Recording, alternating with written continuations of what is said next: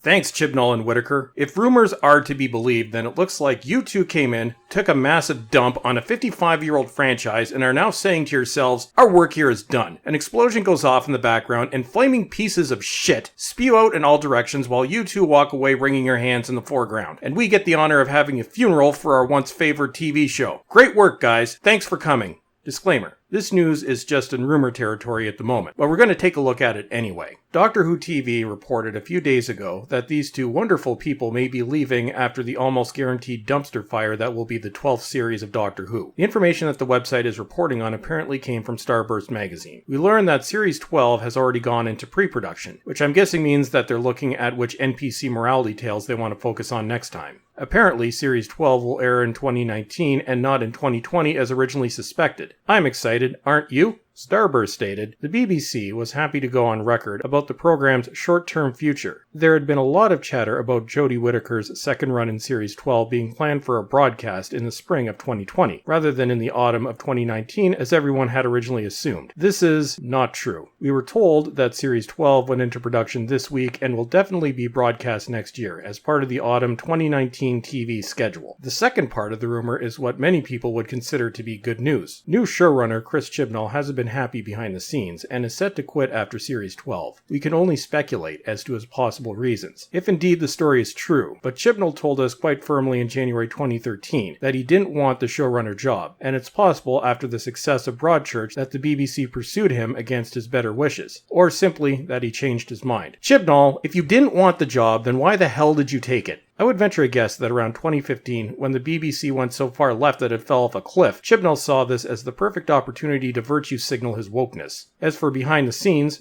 I'm wondering if some people may be concerned about the long-term ramifications of alienating Doctor Who's most loyal fans. Those of us that have been around for a long time before the show went woke. Or in my case, all the way back to the Tom Baker era. Maybe some were looking at the aftermath of The Last Jedi and it occurred to them that the same thing could happen to Doctor Who. Wait, who am I kidding? The current higher-ups at the BBC couldn't care less about the long-term viability of this franchise. The BBC only exists now to highlight how straight white males are the scum of the earth. Classic Who represents the patriarchy, and they're destroying the show as revenge. The article continues.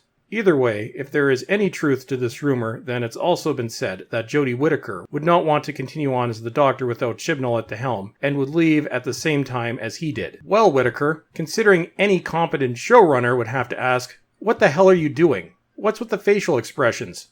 What's with the awkward delivery of dialogue? What's with accusing the classic series of celebrating the white male gaze? Somehow, I doubt she'll have to worry. Something tells me that any degree of competence in the next showrunner is the last thing that the BBC would be looking for at this point. It was also reported by Outpost Scarrow that there will only be 5 or 6 episodes in 2019, all of which are sure to suck, followed by a Christmas special. I find that last part questionable. I don't think we'll be seeing any Christmas specials again, as it's pretty much guaranteed that the BBC sees Christmas as offensive now. It looks like the BBC wants a series a year, and Chibnall thinks that is unsustainable. Well, Chibs, Russell T Davies didn't seem to have a problem making a series a year, with more episodes and significantly higher quality than the crap you've been dishing out. Both outlets have reported that, quote, Whittaker will likely leave with Chibnall as a series a year will be too much for a young mom, so is likely to hand over the keys to the TARDIS as is tradition next Christmas. What the hell did you think you were getting into when you signed up for this, Jodie? Isn't David Tennant a close personal friend of yours? Did you not think it might be a good idea to ask what the demands were? I guess you thought you'd only have to do 6 to 10 lecture sessions every 2 years or so. Also, Jodie, you're pretty much contradicting the concept of equality. Are you saying that you can't keep the same pace as the previous 4 male actors that played the Doctor? Also, let's take a look at you complaining about the pay gap earlier this year. So you are literally doing less work than your predecessor and you expect to be paid the same. Jodie, you literally just disproved the concept of the pay gap. It was also reported that Bradley Walsh and Tosin Cole are unlikely to continue. A shame because I really like these two actors. Yaz's status is unknown. Hopefully they'll shoot the character out of a cannon or something. We also learned that if new showrunners can't be found in time, then 10 episodes will be split between 2019 and 2020. Again,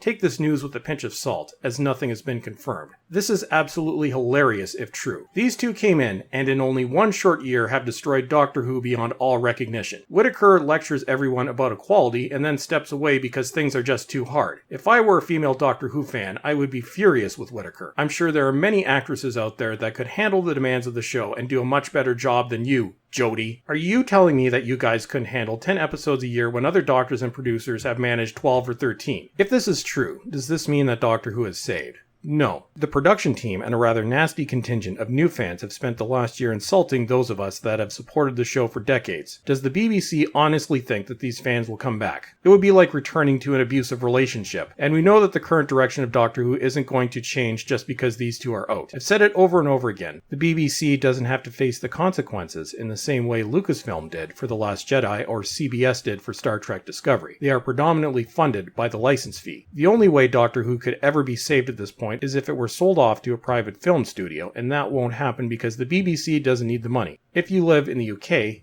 they have your money. The only joy we'll get out of Doctor Who in the foreseeable future is laughing at this train wreck as it unfolds. And that's it for today. Don't forget to follow me on Twitter and check out my other channel. And as always, everyone, thank you for watching, and have a great day.